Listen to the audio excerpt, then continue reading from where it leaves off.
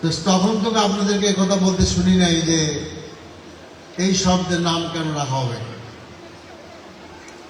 যদি আমরা দেখি যে ইত্তেফাক খুব বড় পত্রিকা ছিল, বাংলাদেশের স্বাধীনতা আন্দোলনের আপনার বিরাট ভূমিকা ছিল। ইত্তেফাক কি বাংলা শব্দ? ইত্তেফাক তো বাংলা শব্দ না। আজাদি শব্দটাকে বলা যাবে না। আজাদি না বলে গোলামি বলেন। আপনারা বলেন যে আমরা আজাদি চাই না, গোলামি চাই। এটি তো আমরা চাই। বলেন আপনারা কি চান, আপনারা কি চান সেটা বলেন, জাতি শুনুক। আমরা বলতে চাই, দিন শেষে দেশের জনগণই সিদ্ধান্ত নেবে যে ইনকলাব থাকবে, আজাদি থাকবে, জিন্দাবাদ থাকবে, না গোলামিকে আমরা বরণ করে নিব। ইনশাআল্লাহ জনগণ, বাংলাদেশের জনগণ আপনার গোলামি চায় না, দিল্লির গোলামি চায় না, তারা আজাদি চায়, তারা ইনকলাব চায়। কাজে আজকে যারা জোর করে আমাদের মুখের ভাষা কেড়ে নিতে যাচ্ছে, তাদের মোকাবিলায় আমাদেরকে নামতে হবে ইনশাআল্লাহ। এবং আমাদের সামনের পথটা আপনার লড়াইয়ের পথ হবে ইনশাআল্লাহ।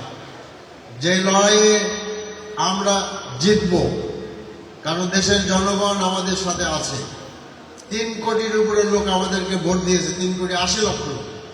ভোটের হিসাবে আমাদের ভোটের হিসাব জোটের 38% কত পার্সেন্ট জামাতের, তাদের হলো আপনার 44%। আর এক হিসাবে আসছে 44 আর 46 বা 50। তো ভোটের হিসাব কিন্তু টোটাল হিসাবে কম, পার্থক্য খুবই কম। সেখানে যদি আসলে আপনার পিয়ার পদ্ধতিতে নির্বাচন হইতো, তাহলে আমরা খুব কাছাকাছি সিট পেতাম, একদম কাছাকাছি সিট পেয়ে যেতাম।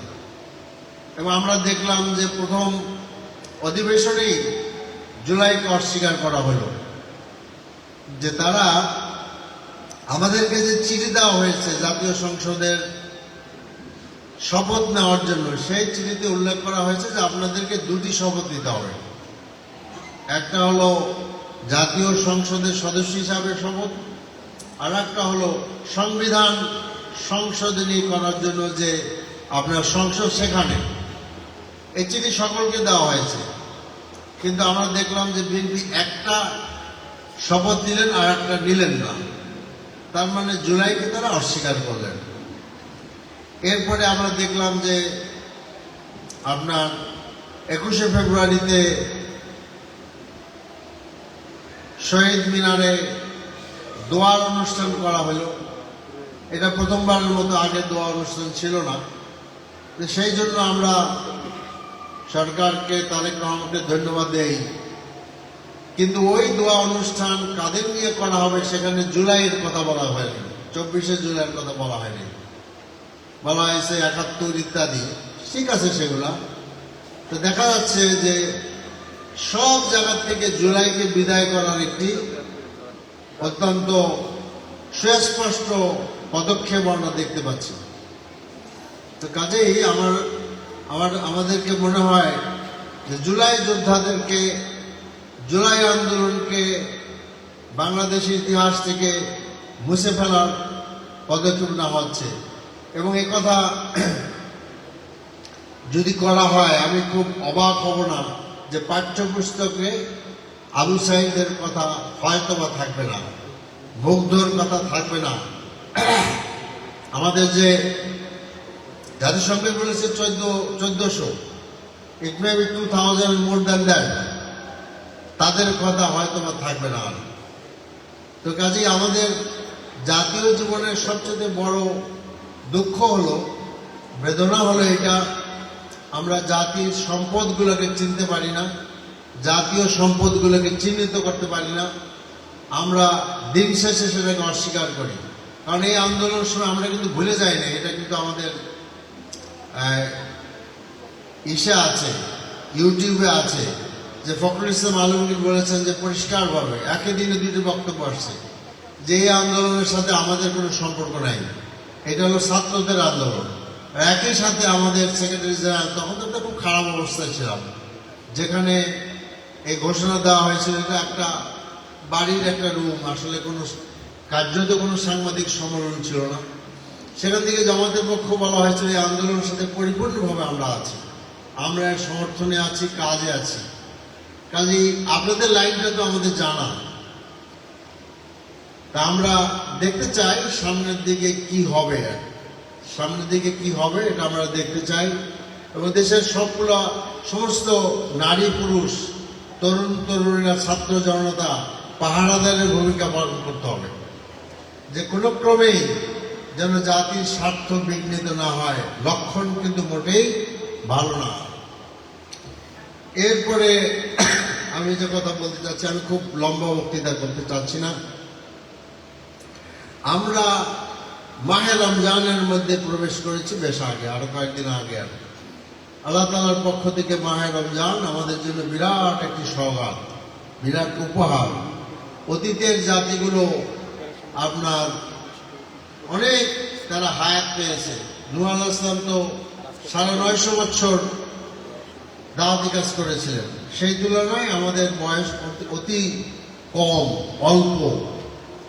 সেখানে মাহে রমজানের এই মাসটি আল্লাহর পক্ষ থেকে একটি কম্পেনসেটের মতো, যাতে করে আমরা আমাদের সেই অল্প আয়ুর যে সীমাবদ্ধতা সেটাকে আমরা কাটিয়ে উঠতে পারি। কারণ এই মাহে রমজানের প্রত্যেকটি কাজের অনেক বেশি বেশি মর্যাদা আল্লাহ তাআলা দিবেন। রাসূল সাল্লাল্লাহু আলাইহি ওয়াসাল্লাম বলেছেন যে ওই ব্যক্তি দুর্ভাগা যে মাহে রমজানের পেল কিন্তু গুনাহ মাফ করতে পারল না। আল্লাহ রাসূল কিন্তু একথা বলেন নাই যে ওই ব্যক্তি দুর্ভাগা যে গুনাহ করলো, এটা তো অবশ্যই সে দুর্ভাগা, কিন্তু এই রমজানকে যে গুনাহ মাফের মাস হিসাবে, উসিলা হিসাবে ব্যবহার করতে হবে, এটা আল্লাহ রাসূল নিজেই বলেছেন। রাসূল সাল্লাল্লাহু আলাইহি ওয়াসাল্লাম আরো বলছেন যে এমন রোজাদাররা আছে যারা তাদের সারাদিন না খেয়ে থাকা ছাড়া তাদের এই রোজা কোনো কাজে লাগে না, রাইট? তার কাজে আমাদেরকে রোজার ব্যাপারে চিন্তা করতে হবে। রোজার সম্পর্কে, উদ্দেশ্য সম্পর্কে বলা হয়েছে লাআল্লাকুম তাত্তাকুন, যে তোমরা যাতে মুত্তাকি হতে পারো। হোয়াট ইজ দ্যাট মুত্তাকি? ওমর রাদিয়াল্লাহু আনহু সাহাবীকে জিজ্ঞেস করছেন মুত্তাকি কারা?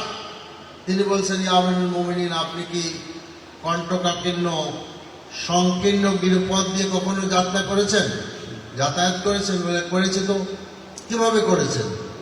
তখন আমি আমার কাপড় চোপড় করে আটসাট করে বেঁধে গেছি, যাতে করে কাপড় কাটায় আটকায় না যায়। তো সাহাবা বলছেন এইটাই মুত্তাকির জীবন, যে ব্যক্তি আল্লাহর বিধিনিষেধের ব্যাপারে সাবধানী হয়ে চলে সেই মুত্তাকি। রাসূলুল্লাহ সাল্লাল্লাহু আলাইহি ওয়াসাল্লাম আরো বলেছেন যে আয়েশা মুমিনদেরকে সীমান্তের কাছে ঘোরাফেরা করা করতে তিনি নিষেধ করেছেন। কারণ হলো সীমান্তের কাছে যদি কেউ আপনার যায়, তাহলে সীমান্ত অতিক্রম করার ভয় থাকে। আমরা যখন উজু করি তখন তো আমরা এই কোনোই পর্যন্ত উজু করার কথা, কিন্তু আমরা আরো 2 আঙ্গুল বেশি নেই। কেন নেই? টু এনশিওর যে আমরা এইটা ধুইতে পারছি, ধৌত করতে পারছি। তাহলে কাজে মার্জিনাল জায়গায় না যেয়ে আমাদেরকে মার্জিনের বেশ আগে থাকতে হবে। এরপরে এই মাসে আমরা যদি রোজাদারদেরকে আপনার আপ্যায়ন করি, খাওয়াই, সে যদি একটি খাজুর দিয়েও হয় অথবা শুধু পানি দিয়েও হয়, আল্লাহ তাআলা সমান আপনার সওয়াব দিবে ওই রূপে আপনার রোজাদারকে খাওয়ানোর জন্য। এই জন্য প্রত্যেকের প্র্যাকটিস থাকা উচিত যে কোনো রোজাদারকে নিয়ে আপনি ইফতার করেন। এবং এই মাসে সবসময় খেয়াল রাখতে হবে আমাদের আশেপাশে যারা কাজের লোক আছে তাদের অধিকার কিন্তু অনেক বেশি। রাসূলুল্লাহ সাল্লাল্লাহু আলাইহি ওয়াসাল্লাম বলেছেন তুমি যা খাও তাদেরকে তা খাইতে দাও, তুমি যা পড়ো তাদেরকে পড়তে দাও। তা কাজেই সেই রকম ভাবে আমরা যদি আমাদের কাজের লোকদের অধিকারের কথা আপনার চিন্তা করি তাহলে ভালো হবে। রাসূলুল্লাহ সাল্লাল্লাহু আলাইহি ওয়াসাল্লাম আরো বলছেন যে তাদের উপরে কোনো ভারী বোঝা চাপিয়ে দিও না, যদি কখনো ভারী বোঝা চাপাও তাহলে তাদেরকে সাহায্য করো। এইভাবে আমাদেরকে আরো দেখতে হবে। এই মাসে আসলে আরাম করার বা ঘুমানোর মাস না। রমজান মাসে যদি আমরা সারাদিনই ঘুমায় কাটাই, আরাম করতে থাকি, তাহলে তো আসলে মাসটা শেষ হয়ে যাবে। মাস তো আমার জন্য আপনার জন্য বসে থাকবে না। আপনাকে দিনে কাজ করতে হবে, রাতে জাগতে হবে। আমাদের বোনদের তো আসলে কাজটা অনেক বেশি, কারণ তাদেরকে সংসারও সামলাইতে হচ্ছে, বাচ্চা সামলাইতে হচ্ছে। সকলে এসে তৈরি খাবার টেবিলে চাচ্ছে, সেই দায়িত্বটা আমাদের বোনদের উপরে পড়ে। তা আমি বিশ্বাস করি আল্লাহ তাআলা তাদেরকে এইসব কাজের বিনিময়ে অনেক অনেক প্রতিদান আখিরাতে তাদেরকে দিবেন। তো আমাদের যেটা উচিত, রাত্রি জাগরণের অভ্যাস করা উচিত। It's very very important. কারণ এই ভোররাত্র, রাত্রের শেষের সময়টা এমন একটি সময়, যে সময় সারা পৃথিবীতে ঘুমায় থাকে, আপনার ঘরের লোকেরাও ঘুমায় থাকে। সে সময় আওয়াজ হয় না। আপনি যখন কোনো কথা বলবেন, আপনার কান খুব সুন্দরভাবে শুনতে পারবে। তো সে সময় আপনি জাগেন, ওঠেন, উজু করেন, নামাজে দাঁড়ান। নামাজে দাঁড়িয়ে আল্লাহ তাআলা আপনাকে যতটুকু সুযোগ দিয়েছে, তেলাওয়াত করে নামাজ পড়েন। তাহাজ্জুদের নামাজে আমি অবশ্য মেয়েদের সম্পর্কে বলতে পারবো না, পুরুষদের ব্যাপারে দুইটাই সুযোগ আছে, জোরে পড়া এবং আস্তে পড়া। এটা আমাদের দায়িত্বশীল বোনেরা বলবেন। আপনি তেলাওয়াত করেন নামাজে, যাদের বেশি পড়ার সুযোগ আছে বেশি পড়বেন। আপনি 2 রাকাত, 4 রাকাত, 6 রাকাত, 8 রাকাত পড়েন। সাধারণত আমরা যারা পুরুষ, তারা তো তারাবির সাথে বেতের নামাজটা জামাতের সহিত পড়ি, যেটা সুন্নাত। তো আপনারা হয়তো আগেও পড়তে পারেন, পরে রেখে দিতে পারেন।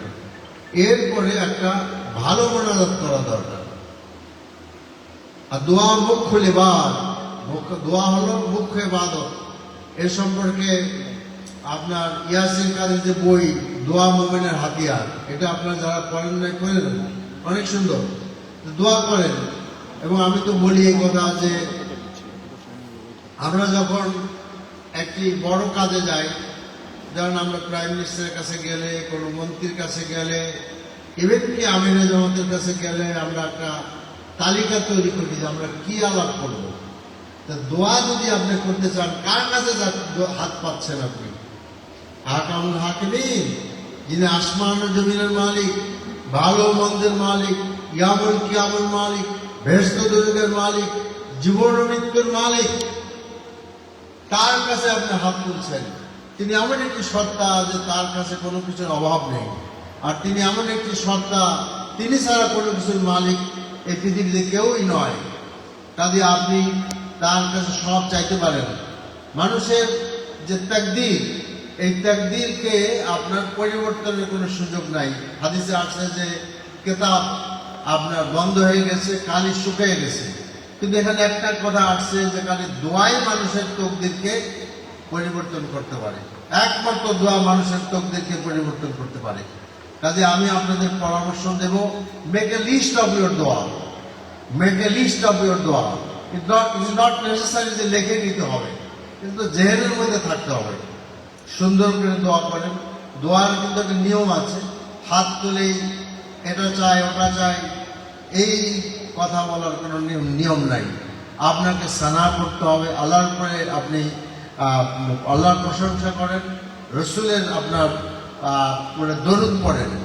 এরপরে আপনি আস্তে আস্তে আস্তে আস্তে আস্তে দোয়া করেন, নিজের জন্য, নিজের স্বামীর জন্য, নিজের স্ত্রীর জন্য, পরিবারের জন্য, ছেলে মেয়ের জন্য, আত্মীয় স্বজনের জন্য, বাপ মার জন্য, সংগঠন আন্দোলনের জন্য, সবার জন্য আপনি দোয়া করেন।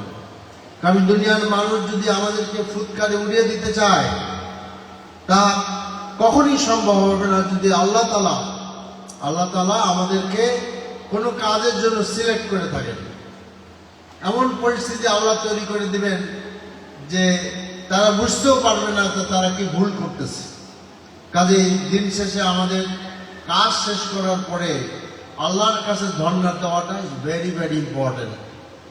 এবং আপনার বদরের যুদ্ধে রাসূল সাল্লাল্লাহু আলাইহি ওয়াসাল্লাম যখন সাহাবাদেরকে বদরের ময়দানে দাঁড় করিয়ে দিলে তিনি তার রুমে ফেরত